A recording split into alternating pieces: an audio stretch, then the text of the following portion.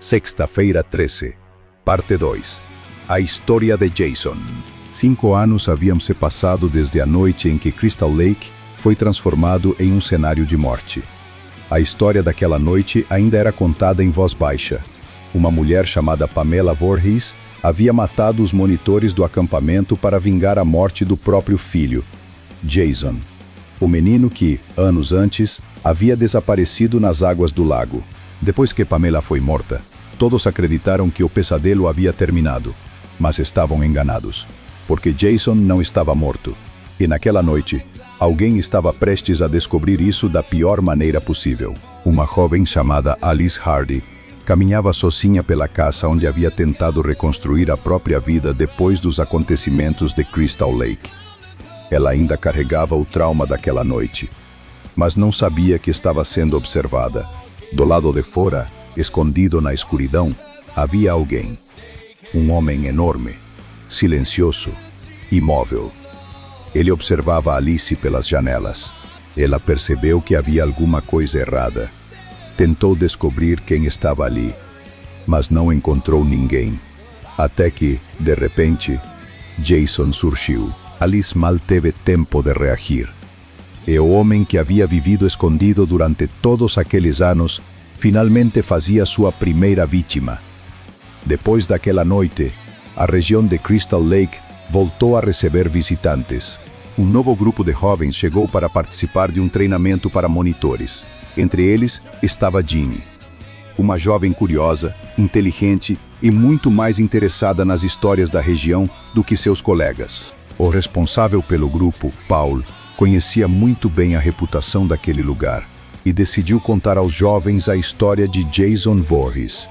Segundo ele, Jason havia morrido afogado quando era criança. Sua mãe enlouquecera com a perda e, anos depois, havia começado a matar qualquer pessoa que se aproximasse do acampamento. Os jovens riram. Para eles, aquilo era apenas uma velha história, uma lenda criada para assustar adolescentes.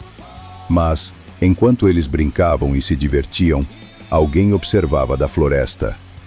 Jason, ele conhecia aquele lugar melhor do que qualquer um.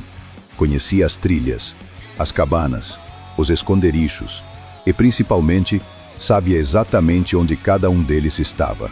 A primeira noite parecia tranquila, mas, na manhã seguinte, um cachorro desapareceu. Depois, pequenos sinais começaram a aparecer. Coisas fora do lugar, ruídos no meio da floresta, uma sensação constante de que havia alguém observando. E então começaram os desaparecimentos. Um jovem se afastava do grupo e não voltava. Outro entrava em uma cabana e desaparecia nas sombras. Pouco a pouco, Crystal Lake começou a se transformar novamente em um lugar de pesadelo. Mas ninguém sabia quem estava fazendo aquilo. Até que Ginny começou a juntar as peças. Ela percebeu que havia algo diferente naquela história.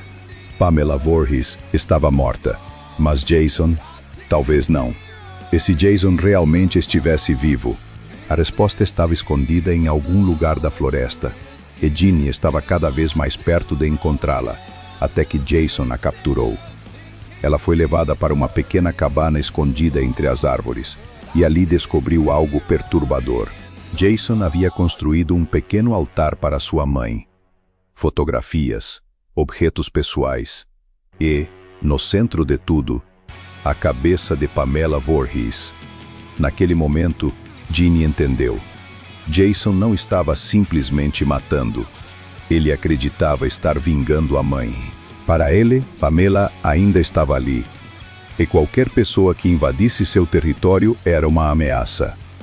Ginny então teve uma ideia. Se Jason queria encontrar sua mãe, ela faria Jason acreditar que havia encontrado. Vestindo as roupas de Pamela, Ginny tentou falar com ele como se fosse sua mãe. E funcionou. Por alguns instantes, Jason parou. Ficou imóvel, como uma criança diante da única pessoa que ainda amava. Mas a ilusão não durou. Jason percebeu que aquela mulher não era sua mãe e voltou a persegui-la. Ginny correu, tentou escapar, lutou pela própria vida. E quando tudo parecia perdido, conseguiu enfrentar Jason e sobreviver. A polícia finalmente chegou, mas Jason havia desaparecido na floresta. Ginny foi retirada de Crystal Lake sem saber se aquele homem realmente estava morto. Enquanto ela era levada para longe, a floresta permanecia em silêncio. Crystal Lake parecia tranquilo novamente, mas o silêncio escondia uma verdade. Jason Voorhees ainda estava lá, e aquela seria apenas a primeira vez que o mundo ouviria falar dele, porque o homem escondido nas florestas de Crystal Lake ainda se tornaria muito mais do que uma lenda. Ele se tornaria Jason, o rosto por trás da máscara, o homem que transformaria Crystal Lake em um dos lugares mais assustadores da história do cinema. E aquilo era apenas o começo.